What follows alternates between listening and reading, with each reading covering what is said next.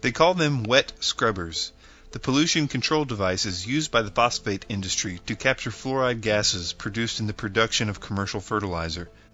In the past, when the industry let these gases escape, vegetation became scorched, crops destroyed, and cattle crippled. Today, with the development of sophisticated air pollution control technology, less of the fluoride escapes into the atmosphere, and the type of pollution that threatened the survival of some communities in the 1950s and 60s is but a thing of the past, at least in the U.S. and other wealthy countries. However, the impacts of the industry's fluoride emissions are still being felt, although more subtly, by millions of people who for the most part do not live anywhere near a phosphate plant. That's because after being captured in the scrubbers, the fluoride acid, hydrofluorosilicic acid, a classified hazardous waste, is barreled up and sold, unrefined, to communities across the country. Communities add hydrofluorosilicic acid to their water supplies as the primary fluoride chemical for water fluoridation. Even if you don't live in a community where fluoride is added to the water, you're still getting a high dose of it through cereal, soda, juice, beer, and any other processed food and drink manufactured with fluoridated water. Fluoride has been and remains to this day one of the largest liabilities of the phosphate industry. The source of the problem lies in the fact that raw phosphate ore contains high concentrations of fluoride, usually between 20,000 and 40,000 parts per million, equivalent to 2 to 4% of the ore. When this ore is processed into water-soluble phosphate via the addition of sulfuric acid, the fluoride content of the ore is vaporized into the air, forming highly toxic gaseous compounds, hydrogen fluoride and silicon tetrafluoride. In the past, when the industry had little, if any, pollution control, the fluoride gases were frequently emitted in large volumes into the surrounding communities, causing serious environmental damage. In Polk County, Florida, the creation of multiple phosphate plants in the 1940s caused damage to nearly 25,000 acres of citrus groves and, quote, mass fluoride poisoning, unquote, of cattle. It estimated that as a result of the fluoride contamination, the cattle population of Polk County dropped 30,000 head between 1953 and 1960, and an estimated 150,000 acres of cattle land were abandoned. Damage to vegetation and livestock caused by fluoride emissions from large industry has resulted, as one might expect, in a great deal of expensive litigation. In 1983, Dr. Leonard Weinstein of Cornell University stated that certainly there had been more litigation on alleged damage to agriculture by fluoride than all other pollutants combined. While Weinstein was referring to fluoride pollution in general, his comments give an indication of a problem facing the phosphate industry, one of the most notorious emitters of fluoride in the early days. So too does an estimate from Dr. Ewan Groth, currently a senior scientist at Consumers Union. According to an article written by Groth, fluoride pollution between the years 1957 to 1968, quote, was responsible for more damage claims against industry than all 20 nationally monitored air pollutants combined. According to Hodge and Smith in 1977, the primary reason for the litigation against fluoride emitters was the, quote, painful, economic, disastrous, debilitating disease that fluoride causes to livestock. Lilly in 1970 said, quote, airborne fluorides have caused more worldwide damage to domestic animals than any other air pollutant. Due to the inevitable liabilities that fluoride pollution presented, and to the increasingly stringent set of environmental regulations, the phosphate industry began cleaning up its act. As noted by Irving Bellick, a chemist at the U.S. Public Health Service, quote, in the manufacture of superphosphate fertilizer, phosphate rock is acidulated with sulfuric acid, and the fluoride content of the rock evolves as volatile silicofluorides. In the past, much of this volatile material was vented to the atmosphere, contributing heavily to pollution of the air and the land surrounding the manufacturing site.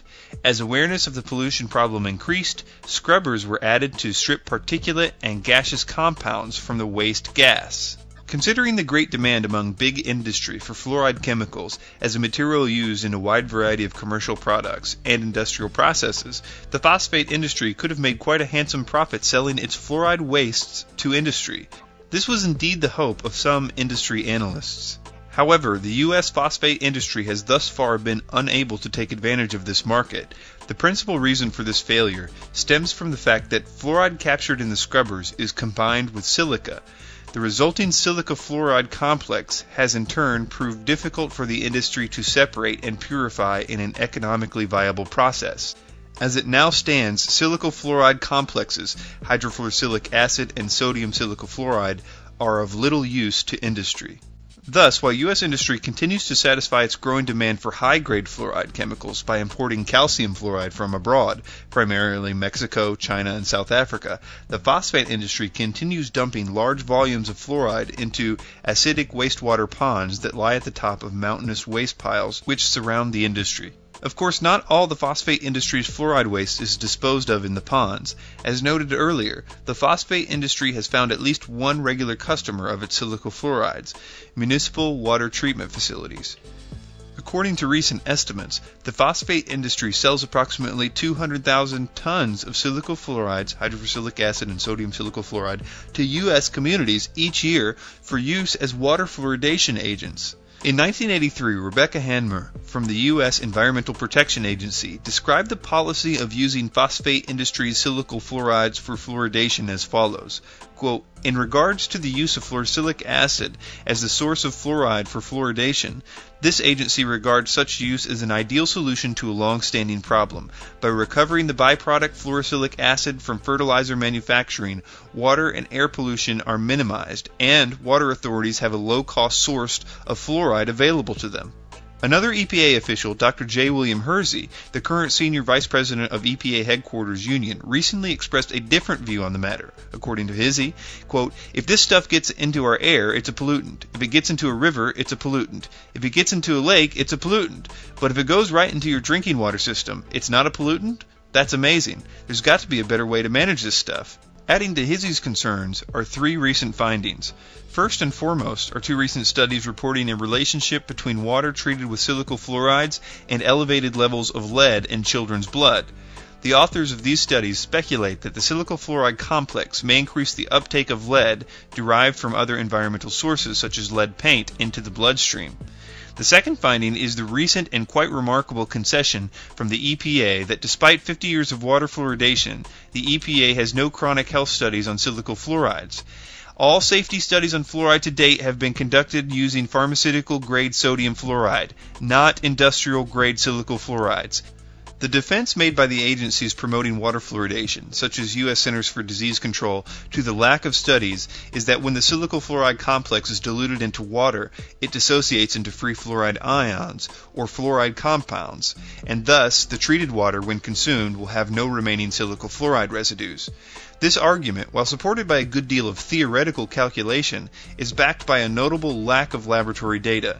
Moreover, a recently obtained and translated PhD dissertation from a German chemist contradicts the claims. According to the dissertation, not only do the silicofluorides not fully dissociate, the remaining silicofluoride complexes are more potent inhibitors of chloranesterase, an enzyme vital to the functioning of the central nervous system. A third finding, although perhaps of less concern, is that the silicofluorides, as obtained from the scrubbers of the phosphate industry, contain a wide variety of impurities present in processed water, including arsenic, lead, and possibly radionuclides. While these impurities occur at low concentrations, especially after dilution into water, their purposeful addition to water supplies directly violates EPA public health goals. As noted by the Salt Lake Tribune, those who had visions of sterile white laboratories when they voted for fluoride weren't thinking of fluorosilicic acid. Improbable as this sounds, much of it is recovered from the scrubbing solution that scours toxin from smokestacks at phosphate fertilizer plants. Silicofluorides corrode glass. They have never had a study done on human beings before, and they are added directly to our water supplies. Go to fluoridealert.org for more information and references to everything that I've said here. Send this video to your congressman or your mayor or your local municipal water supplier. There are a few ways to filter out silicofluorides from your water. I will link a few options in the description section of this video. Thank you for your time.